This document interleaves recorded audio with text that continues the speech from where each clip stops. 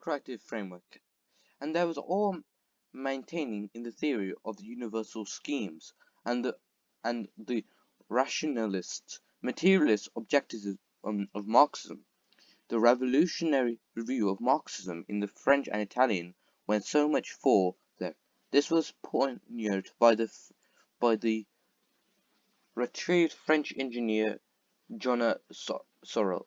I think this was the person that Mussolini was inspired by. That he was when he was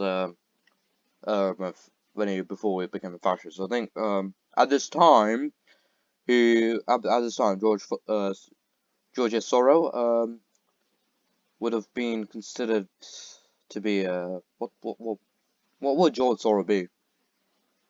George Sorel was like he was he he was a revisionist, like ML, but he believed that the revolution would be top down. I think that was his main idea. That like like obviously had the Marx idea of like vanguard revisionism, which stated that the revolution had to be led by a party, which eventually led to the dictatorship of Lenin. His idea was even more extreme than Lenin. He said that the revolution would be created by the vanguard, which, well, since Lenin created a dictatorship, it's reason that Mussolini, who, uh, who in in several writings after 1901 proposed the function of alternative socialism. He held that the decadence of the current Marxism could be overcome by the restructuring revolution in socialism in three different dimensions: economical, the free market, and free competition must be accepted as and affirmed. Okay, this might be market socialism, but for that would result in more development in the modern economy and also in shaping competition between the bourgeoisie and proletariat, helping eventually the promoting of emancipation of the latter. Current cultural revolutionary socialism must espouse new culture and philosophy with recognition in the importance of with, stop no and in more helping eventually promote social within the new culture and which would recognize the importance of moral and emotional forces in the motive power of idealism and myth. In political revolution, socialism must tolerate and totally reject the parliamentary tradition of liberal democracy in favor of direct action.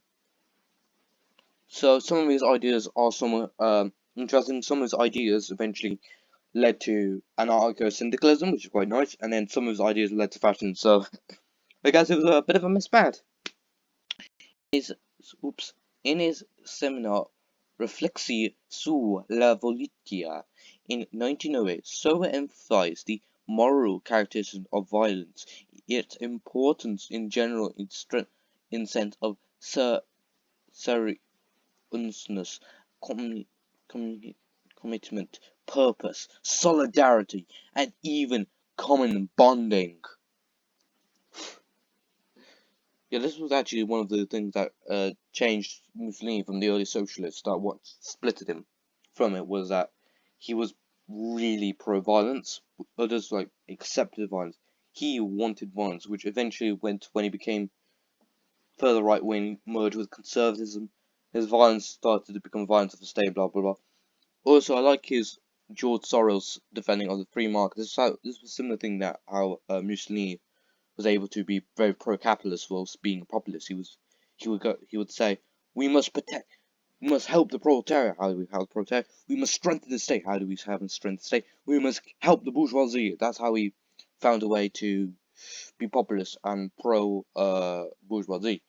That's also what modern fascists use to be pro-gay, get gay people or like women. Like, so you want why fascists get gay people, even though they're homophobic, they go to gay people and say, right, we need a strong nation to protect these gays. How do we have a strong nation? We need tradition to protect these gays. How do you have tradition? We need to make sure these gays stay in the cupboard so we can protect the gays. Or like with women, for example, they go, oh, we need to we need to strengthen the state to protect our women. How do we spend our women? We, well, force them into back in the kitchen.